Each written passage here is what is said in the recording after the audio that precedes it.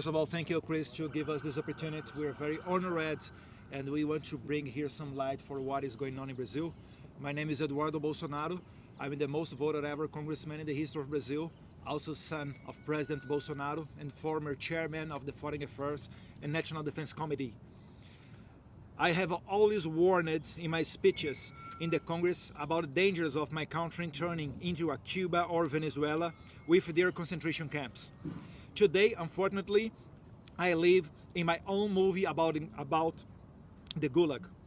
And for those who think I'm exaggerating, I will cite here few simple names.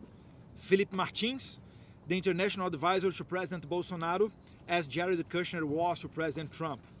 A brilliant young man in his 30s with a promising future, imprisoned by an exception tribunal, accused of a coup d'etat never attempted or planned, and without the hope of minimally fair treatment, as due process and broad defense no longer exists in Brazil. Colonel Câmara, the Bolsonaro security detail, who is now also in jail accused of an imaginary coup d'etat. And like them, veterinarians, gospel singers, sign language interpreters, comedians as Bismarck Fugas, and even a homeless and a person diagnosed with a high degree of autism, all of them imprisoned, accused of a coup d'etat. It's very clear that all this oppression and cruelty is just a step towards the ultimate goal, to imprison my father, the president who dared to put the interests of Brazilians first. My father is now prosecuted and slandered in the most various ways. As in every tyranny, the limit of the ridiculous no longer exists, and he even faces the accusation of having committed the terrible crime of disturbing a whale. That's not a joke. He's criminally charged for passing by a whale on a jet ski. And the most impressionable thing is the complaint was made by Lula da Silva's environmental minister. This is more ridiculous than what Trump is having as charged here in the United States.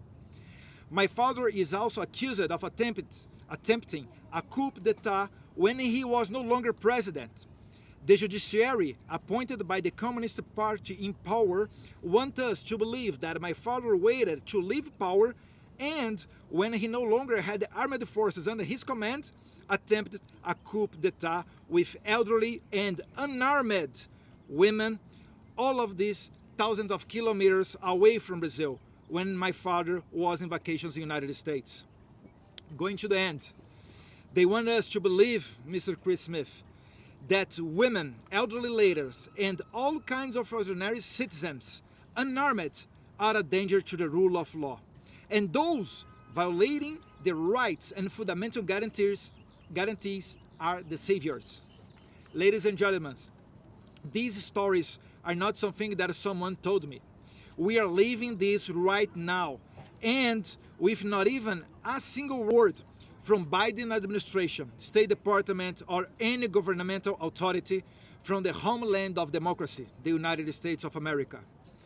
The dozen colleagues that are following me here also will talk about terrifying situations. Brazil, unfortunately, is not a democracy anymore. Thank you. Thank you very much. Thank you, Mr. Eduardo.